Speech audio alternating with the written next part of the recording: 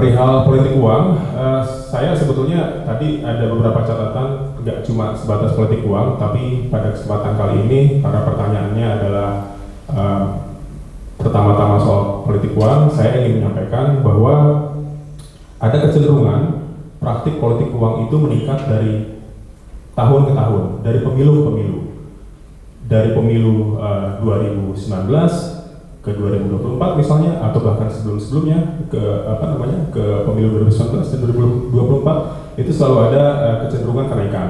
Dan melihat praktik politik uang, yang perlu kita ingat juga adalah itu telah terjadi secara masif dan telah menjadi norma. Jadi kalau dulu itu hanya menjadi rayuan, sekarang sudah menjadi permintaan.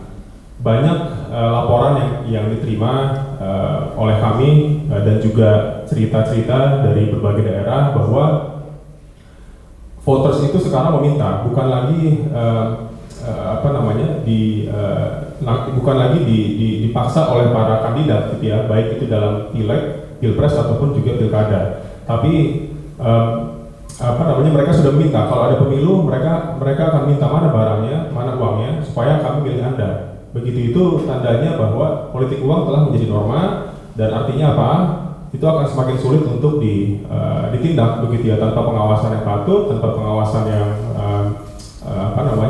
yang ketat dari warganya sendiri atau juga dari aparat penegak hukum. Praktik politik uang akan semakin meluas. Dan hal lain perihal politik uang yang perlu kita catat juga adalah bagaimana modus ataupun nominalnya sudah berkembang. Yang pertama kita lihat dari yang sifatnya direct bribery seperti vote buying.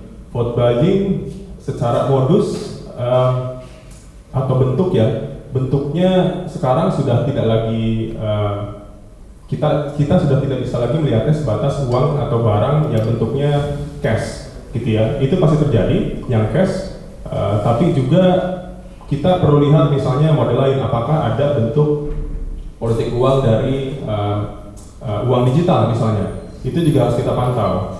Dan kalau dari nominal, kita melihat ada kecenderungan kenaikan begitu ya, dari yang awalnya misalnya memberikan politik uang atau vote buying Rp100.000, pada pemilu-pemilu berikutnya itu naik, dan bahkan pada pemilu 2024 lalu jumlahnya juga naik berkali-kali lipat begitu. Jadi itu juga suatu hal yang mengkhawatirkan, harus kita lihat gitu ya.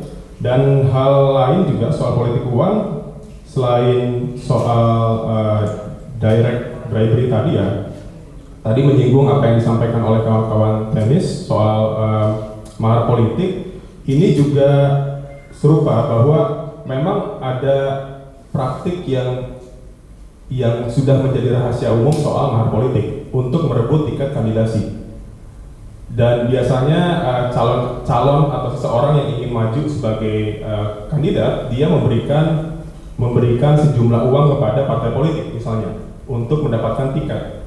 Tapi yang juga kami duga terjadi tidak hanya sebatas untuk mendapatkan tiket, tapi juga untuk menjegal. Jadi kalau misalnya tiketnya harganya sekian, di luar tiket itu harganya bisa lebih mahal kalau misalnya yang diberikan adalah tiket untuk tidak mencalonkan calon yang menjadi pesaing dia, begitu ya. Itu seringkali luput dari dari amatan, begitu ya, bahwa praktik mahar politik juga sebetulnya tidak hanya sebatas tiket jual beli tiket, begitu. Dan ya sekali lagi itu perlu kita pantau, dan kalau tidak ada pantauan soal politik uang, saya rasa itu akan semakin masif. Dan sekali lagi aparat penegak hukum juga harus punya keseriusan akan hal itu. Begitu mungkin ya. Apa saya bisa juga? Boleh? Oke. Saya sebetulnya ada beberapa ya, selain soal politik uang. Saya lihat catatan dulu ini karena banyak, semoga tidak dimarahi Gibran. Ya, ini melihat judul misalnya, ada praktik pengerahan ASN. Ini praktik pengerahan ASN memang juga menjadi praktik yang marak ketika pemilu, terutama pilkada.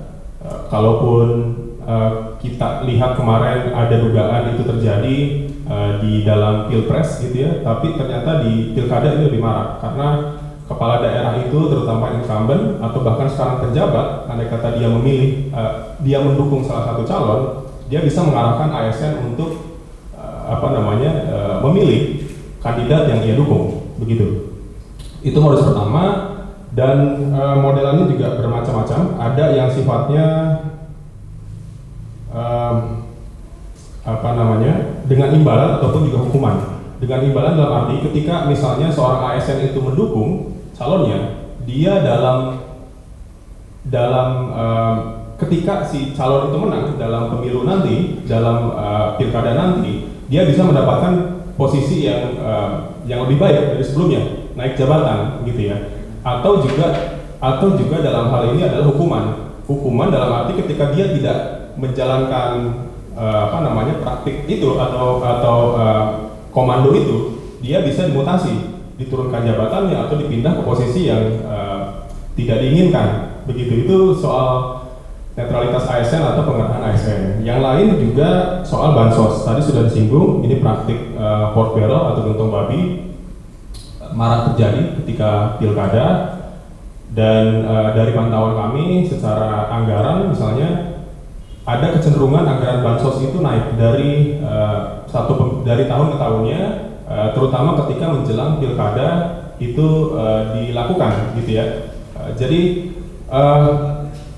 kami duga ini juga akan semakin marak, apalagi kemarin sekali lagi itu ternormalisasi dari pemilu 2024, begitu. Ada bagi-bagi sembako dan sebagainya untuk merayu voters agar memilih kandidat yang memberikan bansos. Yang ketiga juga adalah soal kotak kosong. Ini menarik, fenomena yang dibilang baru tidak, tapi juga lagi hangat ya, karena ada dugaan kotak kosong itu disalahgunakan untuk memenangkan kandidat tertentu. Padahal sejatinya kotak kosong itu adalah bentuk dari protes voting. Ketika misalnya ada calon tunggal yang mana tidak sehat dalam demokrasi, karena demokrasi mengandaikan kompetisi yang setara, yang adil, tapi tanpa adanya calon saingan, maka itu tidak patut sebetulnya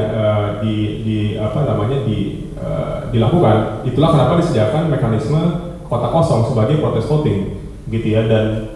Dan sayangnya mekanisme ini justru digunakan untuk memenangkan kandidat tertentu, gitu ya. Padahal sebetulnya itu protes voting untuk kita melampiaskan kekecewaan kepada partai politik misalnya yang gagal memberikan pilihan yang baik bagi publik, gitu ya. Kenapa partai politik tidak bisa memberikan kandidat saingan yang patut, yang berintegritas dan sebagainya, tapi justru malah membiarkan calon tunggal itu ada bagi publik. Publik hanya disediakan satu opsi, begitu. Namun sekali lagi sayangnya itu malah dibajak oleh para elit yang punya berkepentingan, sehingga ini tidak bisa dianggap remeh, mekanisme pembajakan kotak kosong. Yang terakhir soal politik dinasti, ini juga sebetulnya sudah banyak disinggung tadi ya oleh Mas Lavo. Dan ini praktik yang marak terjadi saat pilkada, terutama ada tadi kalau kita lihat ya datanya ada sekitar 200 kepala daerah yang terafiliasi dengan politik dinasti dari hasil temuannya Temis dan juga tadi Mas Yos dan Awas ya. Namun itu sekali lagi harus kita lihat bahwa praktik politik dinasti diduga akan semakin marak terjadi karena ternormalisasi dengan langkah Presiden Jokowi dalam pemilu 2024 yang lalu dengan membiarkan atau justru mendorong anaknya maju sebagai kandidat wakil presiden. Dan perlu kita ingat juga bahwa politik dinasti itu punya kaitan yang erat dengan praktik korupsi. Kita punya banyak cerita soal hubungan yang erat satu sama lain antara politik dinasti dan korupsi, baik itu di Banten misalnya, di Sumatera Selatan, atau juga di Cimahi ya, atau di Bogor juga ada kasus korupsi yang terjadi, dan itu dilakukan oleh para pejabat yang melakukan praktik kinship politics atau politik dinasti. Jadi sekali lagi saya rasa praktik politik dinasti yang berpotensi mensuburkan praktik korupsi itu harus kita lihat secara serius dan tidak bisa dianggap remeh. Begitu. Itu aja mungkin pembuka dari saya. Terima kasih.